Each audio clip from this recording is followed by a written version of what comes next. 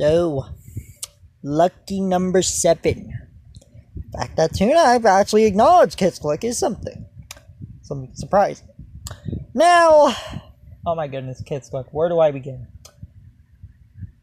Was this a failure? Yes, it was. It was definitely a failure, and it honestly shouldn't have brought an attempt to bring back Saturday mornings. And on a channel that doesn't work, like TBD, it doesn't work on TBD. Like this, I can understand this TV because they had cookie jar tunes. It was also in some stations, like some CW ones and even some Fox ones. But it honestly should have been a sub-channel. Like, it would have gotten Cubo competition, and it would have actually done better as a sub-channel. Or better yet, be a streaming service. Because an attempt for this on this era, when Saturday morning cartoons are nothing but dead in broadcast television, unless you're MeTV, which MeTV does that for nostalgia purposes. And some of the show listings, like, yeah, we know that they were gonna have Miraculous to be a big hit because it was Miraculous back when the show was, good. And then there's stuff like Pac-Man. But is there anyone that actually knows what Scary Larry is? Like, Scary Larry was a show that was on the block. Some of the choices were weird, like, why did they get Rocket Monkeys of all shows? Why? And then you get stuff like the Legendaries, which that show, I only saw that show once on KidsClick and never again. Because it lasted very short on the block. And never again. Like, that is so weird. Some of the choices were odd. I remember when they delayed Zach Storm, and then they just kind of stopped to have probably on their focus on Miraculous. And then you get the movies. The movies they chose were those that you will find in the bargain bin, and not even creative ones.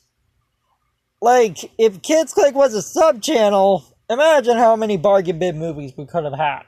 Like, they had those, like, Dear Dracula, which was a movie that existed. Like, Vortex had, like, the Gummy Bear movie, and Tiny Toons' Haunted Ghoulery, which were, well, interesting. I know the Gummy Bear movie existed for memes, and Haunted Ghoulery was crazy because I never thought that we would have Tiny Toons on Vortex. Vortex was interesting because Saban had these special deals with these art things like Funimation and Hasbro even. You know, they have stuff like Transformers Prime, even though it was censored. KidsClick, the choices they did were either IP shows or toyetic shows. That's it. Like, or forgotten shows that were on forgotten foreign animated shows, like Rocket Monkeys and Scary Larry. The choices KidsClick did were weird. Like, I remember when they had RoboCop of all things, which it was a thing that happened, and they probably had that deal with Mattel when they had like the endless amount of Barbie and Polly Pocket commercials. Even though I honestly thought that Polly Pocket 2018 would have worked on KidsClick, man, did it stoop this low.